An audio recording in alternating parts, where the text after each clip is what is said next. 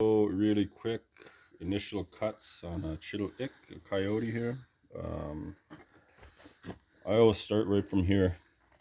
This thing really helps too, this thing I got here. Make sure it's fresh, or you might have to thaw it out a little bit if it's frozen. But, just want to show that how I do my initial cuts. These are initial cuts that I'm doing. I always come in from the paw side. I cut down the side here, and right to the vent hole, that's all. So that's what I do. You got to be careful not to cut this too. It's because you use this for hanging later. So I always be careful to don't cut along this, but cut along here. Because I usually tie it up anyways, so even if you cut it, it's not a big deal because you tie it back into this anyways. And if you're on a bit of a budget, I get these paring knives. They're really good. You get like 3 or 4 of them for like $20, and they're like sharp as razor as soon as you get them out of the box. If you're not very good with this, or this is your first time doing it, that's just my suggestion. Just take your time, and usually you see there's a bit of a color line here. The way I say is that nature already shows you the way, so you see that bit of a line there. There's already a line right there that you can follow, and whatever you do to one side, you make sure you do to the other side. So, and just take your time, and just for don't be too worried about time. Make sure you have time to do this. And the better you do at the skinning initially, it means that you're going to do less fleshing later. So yeah, some people get skinned this like really quickly, but then someone else or themselves are going to have to end up doing a lot of fleshing later. So, and another thing I realize is to not, when you're skinning, not to go into the skin, kind of away from the skin. And I find that I make less mistakes that way. And the good thing about the Coyote is that it's pretty small, so you can really manage it really well. And right now, if you're looking to go to the auction, because of those goose jackets, they sell them. They all sell, actually, Coyotes. This one is a pretty nice one, pretty much almost full in season, but I think another month or so, or into December, it'll have more of a white look to it. And the whiter the fur, the better price you get.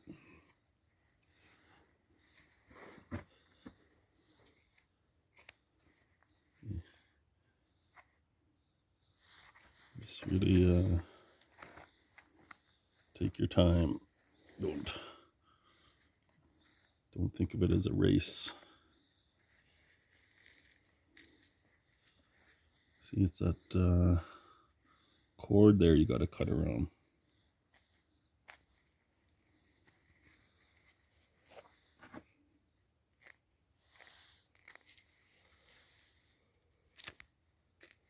So anyways, what you do to this side will be the same as the other side. And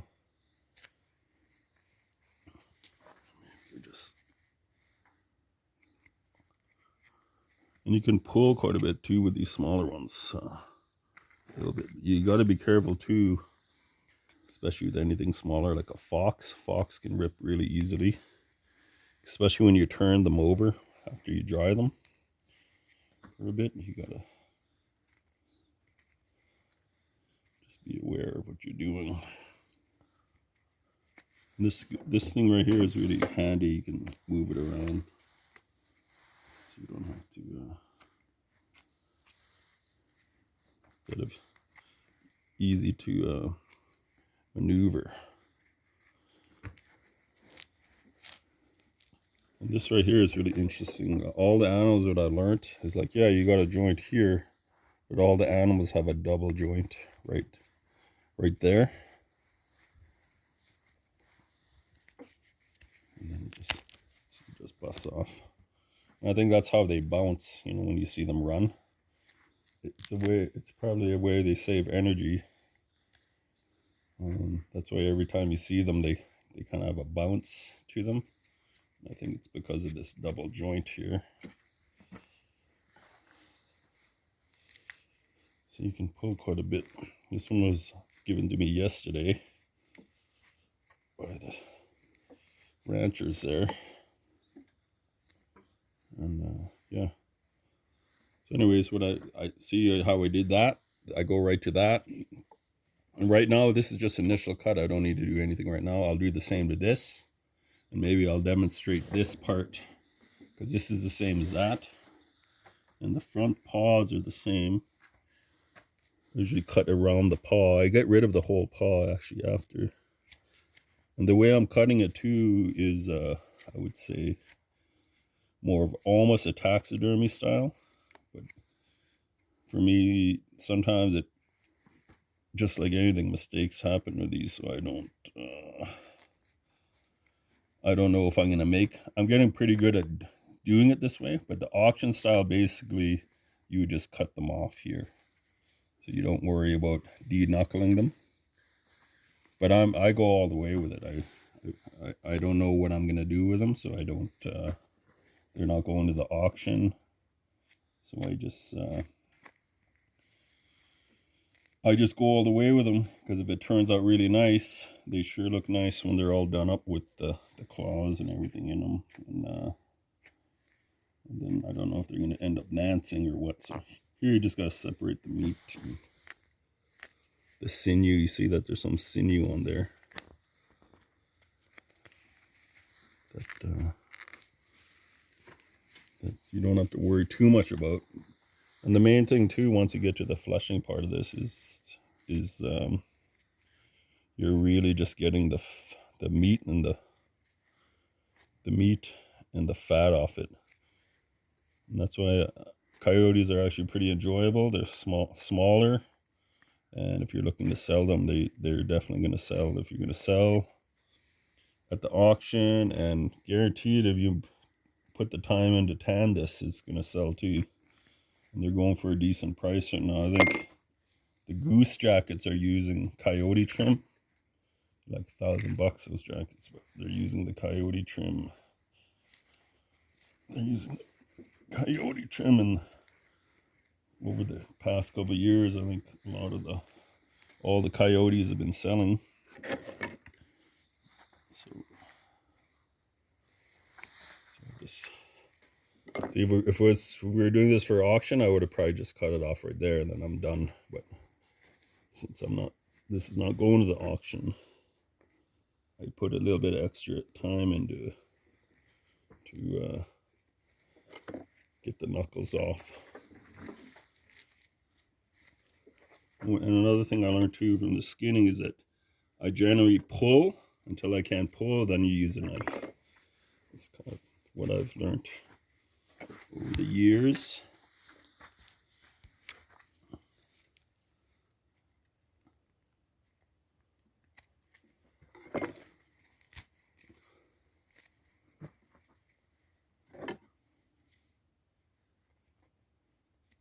And this is a pretty small coyote, so you got to be careful with them too, because they are pretty sensitive. They're pretty thin once you start actually get going on them. Sometimes they have an extra knuckle too, these guys, but anyways, let's get this one. And same as the bottom part, you see that it's kind of a, here you can just take it off right at the elbow here. I think that'll be the easiest way to do this part. So this is initial cuts. These are all initial cuts. This is what I do just before I'll do this to both sides. So I just wanted to show the back side and the front side for anyone that has never done this before of what you need to do. And yeah, so yeah, just take your time. Another thing I always teach the kids, or anyone that just learning, is always cut away from yourself. Always cut away from yourself. Make sure you, so, and usually too, on this part, it's just like a shirt. It's like this guy has a shirt on. So I usually try to bring it down a fair amount, so that by time when I'm skinning it, when I got it hung up and I'm skinning it, I'm not hung up on this part of it. So like I said, take your time. The better you do at the skinning part of it, you're just going to make things easier for later on. And you don't want to get these guys sitting too long. They if they just ate, they get real bad green belly. These coyotes, I think they're pretty decent for that, but the bigger animals like wolves and cougars, they get really bad for green belly. And once that green belly moves into the skin, if you're not able to stop it, usually I use vinegar, it's gonna just mess up your whole hide. And so try to get at it as soon as you can. And but a day or two is not going to hurt it, especially now this time of year. The weather is pretty cool. So anyways, I like to bring it down as much as I can here, and then when I hang it and pull it, so I'll stop it there, and then when I hang it, I'll start the video again.